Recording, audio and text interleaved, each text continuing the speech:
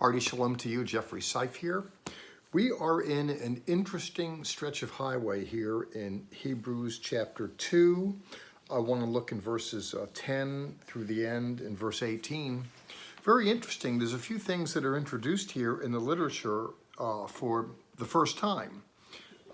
Paramount among them is the notion of Jesus suffering at the beginning of the text and reiterated through, and then at the end of this portion, notating for the first that he, in effect, is something of a high priest. There's reverberations here of him being the sacrifice, the sacrificial animal, the Lamb of God, that is, as well as, the priest who makes the sacrifice. This is all going to develop further as we get into the letter.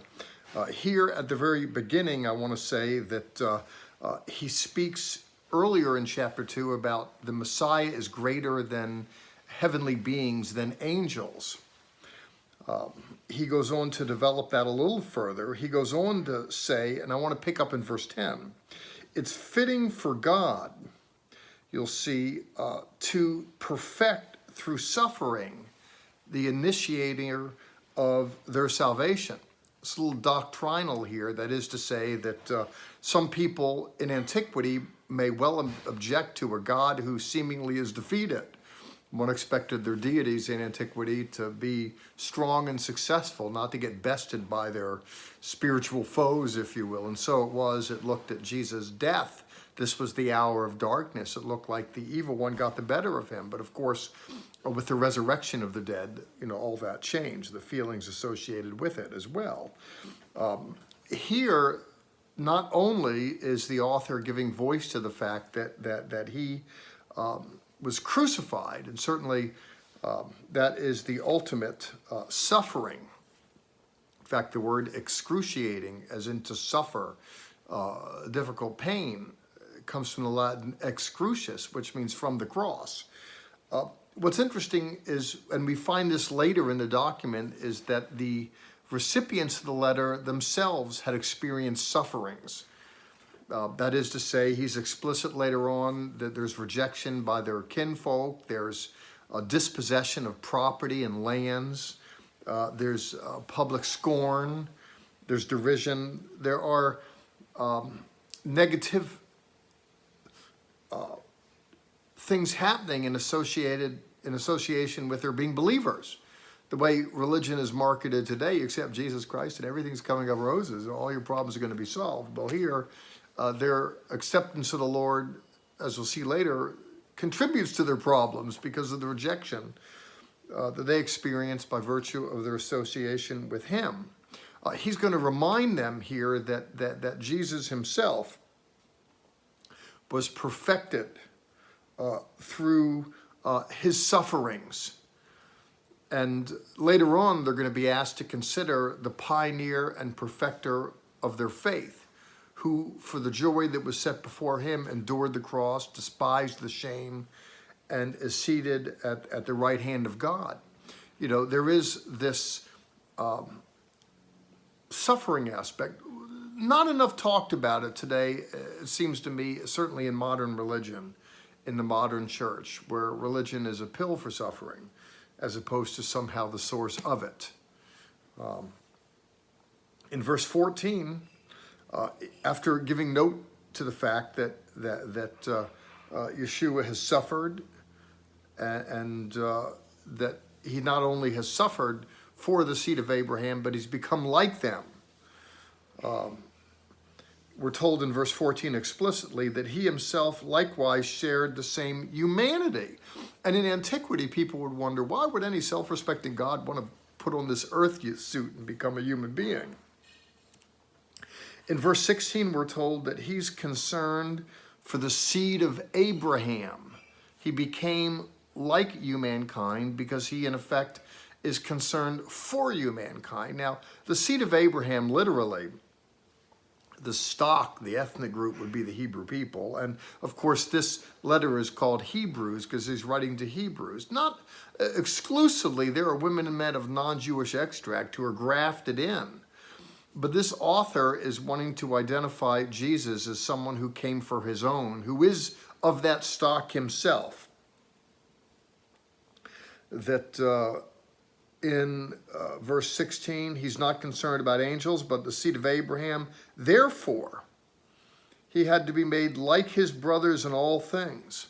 Now, and I should just say, by the way, that what I've been speaking about, or the way I've been speaking, you could get from any Christian pulpit.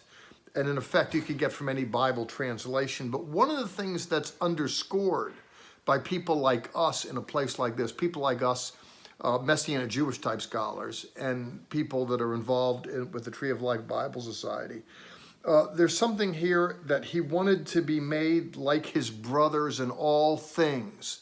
That is, in the literature, Jesus is represented as wanting to identify with his brothers and sisters. That is, the Hebrew people. Now, the truth of the matter is in Christianity on the whole, no one cares about that. There's a dissociation from things Jewish. By way of contradistinction in the heart and minds of people like me, and in the hearts and minds of people like you, I'd imagine, there's this interest in association, not disassociation. It's one of the reasons why, for Jewish people, to refer to someone as a Messianic Jew, for me to refer to myself as that is offensive. If I say I'm a Christian, that's troublesome, but people realize people convert and opt out. You know, I used to be a Jew, now I'm a Catholic, a Lutheran, or an atheist. People realize people opt out.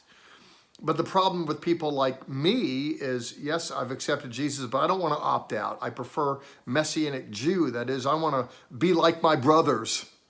And Christian people don't like it because, wait a minute, you got to hate stuff Jewish. Jewish people don't like it because, hey, you've opted out. But this author here speaks a different kind of language. And here he not only talks about Jesus, Yeshua, wanting to identify with the Jewish people, but that he is similarly a merciful and faithful Kohen Gadol, a high priest, in matters relating to God.